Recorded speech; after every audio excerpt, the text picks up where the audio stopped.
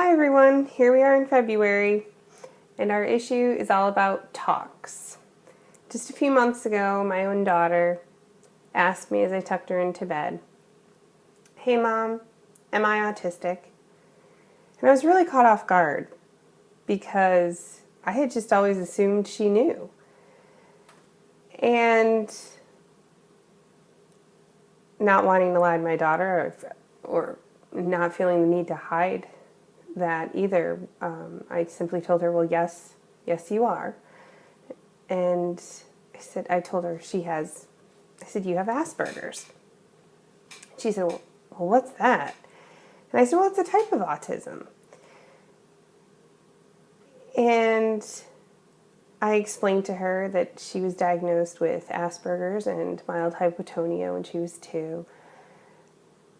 And then she looked at me and said,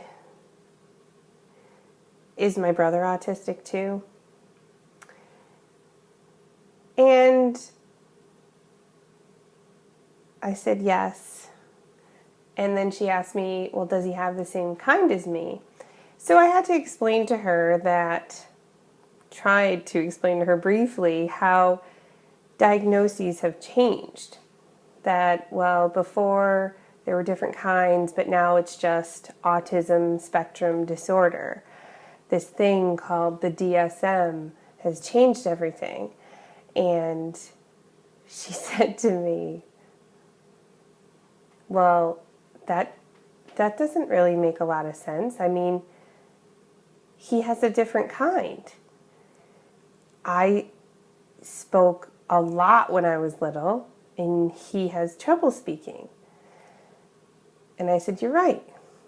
And she said, well, that was just dumb. And that was the end of the conversation. So not exactly how I had planned for in my head, but nonetheless how it went in our house. So the issue this month is all about important talks. Kimberly McCaffrey talks about her own talk with her son when he asks her if he's autistic.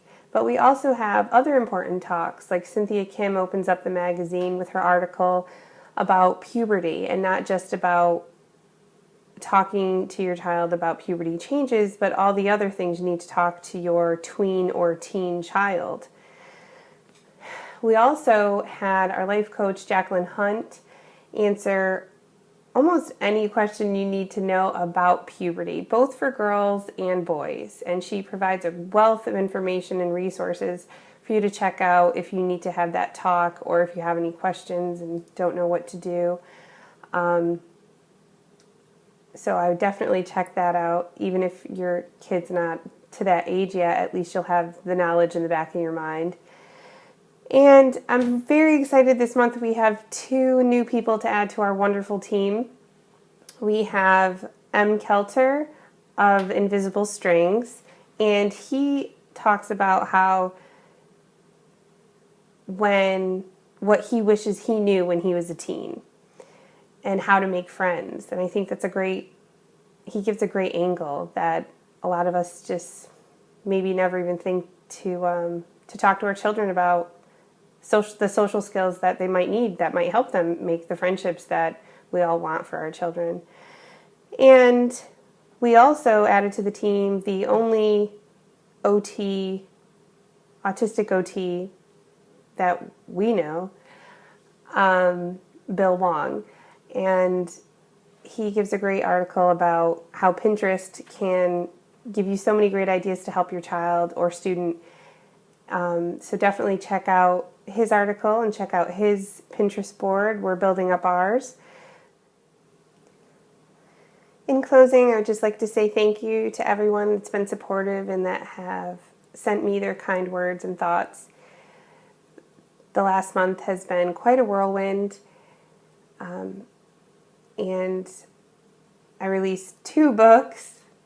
My own children's book that has been in the making for a very long time.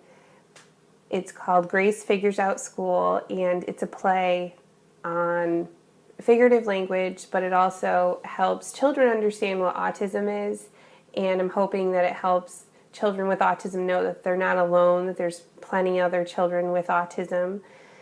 And I also released Early Signs of Autism, which is a reference book, and it's just a short guide to help parents that are wondering if they should seek out a diagnosis or not, or if their concerns, are valid.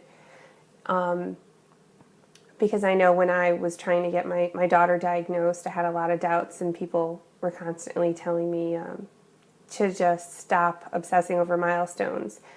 So the book comes from a talk I gave, and people asked me if I would turn it into a book, so I did. And it is called Early Signs of Autism in Infants, Toddlers, and Babies. And like I said, because we're parents, we don't have a lot of time to sit down and read a very lengthy book, so I try to keep it to under 60 pages with a ton of facts, but a good readability and great sources to turn to if you decide to seek out a diagnosis, and where to go from there. So I hope you all find it helpful, and if you know anyone that could use the book, you could point them to Amazon. You can just search for Leslie Burby, and you can see all 3 of my books up there. I'm Leslie Burby, editor of Autism Parenting Magazine. Thanks for tuning in.